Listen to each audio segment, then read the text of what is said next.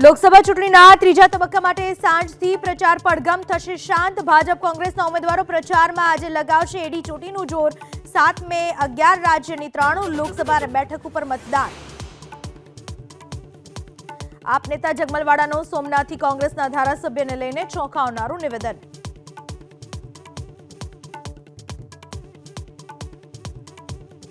સૌરાષ્ટ્રની અંદર એક જ ધારાસભ્ય કોંગ્રેસ પાસે છે, એ સોમનાથનો છે, એ પણ અર્ધ સરકારી થઈ ગયો।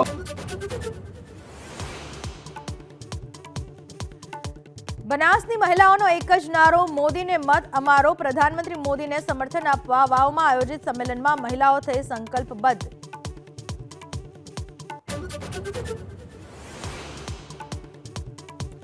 અંગ દઝાડતી ગરમીમાં શેકાયું ગુજરાત। અમરેલીમાં 43 ડિગ્રીનું ટોર્ચર।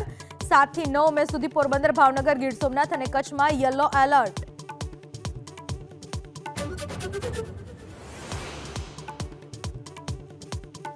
દેશભરમાં ભીષણ ગરમીનો પ્રકોપ। પશ્ચિમ રાજસ્થાન સહિત પૂર્વ અને દક્ષિણ ભારતમાં 45 ડિગ્રી પહોંચી શકે ગરમીનો પારો।